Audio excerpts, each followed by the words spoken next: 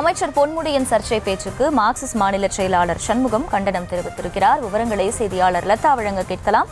லதா வணக்கம், முழு விவரங்கள் என்ன? வணக்கம். அமைச்சர் பொன்முடியினுடைய சமீபத்திய பேச்சை குறிப்பிட்டு அதற்கு கண்டனம் தெரிவித்து அந்த பேச்சுக்காக பகிரங்கமாக வருத்தம் தெரிவிக்க வேண்டும் என்று மார்க்சிஸ்ட் கம்யூனிஸ்ட் கட்சியின் மாநில செயலாளர் சண்முகம் வலியுறுத்தி இருக்கிறார்.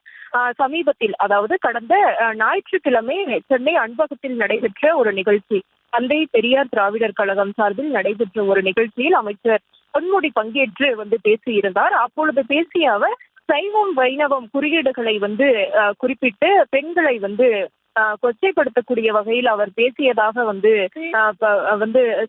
சமூக வலைதளங்களில் அவருக்கு கண்டனங்கள் எல்லாம் எழுந்திருந்தது. அவரினுடைய அப்போதைய பேச்சு என்பது தொடர்ந்து சமூக வலைதளங்களில் கண்டனங்களை எழுந்திருந்த ஒரு நிலையில இன்று காலை கூட கனிமொழி அந்த பேச்சுக்கு கண்டனம் தெரிவித்து இருந்தார். தொடர்ந்து பார்த்தோம்னா திமுக கட்சி பொறுப்பில் இருந்து துணை பொதுச் செயலாளர் என்ற பொறுப்பில் அவர் வகித்து வந்த நிலையில அந்த பதவியும் அவருக்கு அவரிடம் பறிக்கப்பட்டதாக அந்த கட்சியினுடைய தலைவராக இருக்கக்கூடிய முதலமைச்சர் மு.க.ஸ்டாலின் அறிவித்திருந்தார். இதற்கிடையே தொடர்ந்து கண்டனங்கள் எல்லாம் எழுந்து வரக்கூடிய ஒரு சூழல்ல மார்க்சிஸ்ட் கம்யூனிஸ்ட் கட்சியினுடைய மாநில செயலாளரும் இதற்கு கண்டனம் தெரிவித்திருக்கிறார். மேலும் இந்த பேச்சுக்காக அவர் பகிரங்கமாக வருத்தம் தெரிவிக்க வேண்டும் என்றும் குறிப்பிட்டிருக்கிறார்.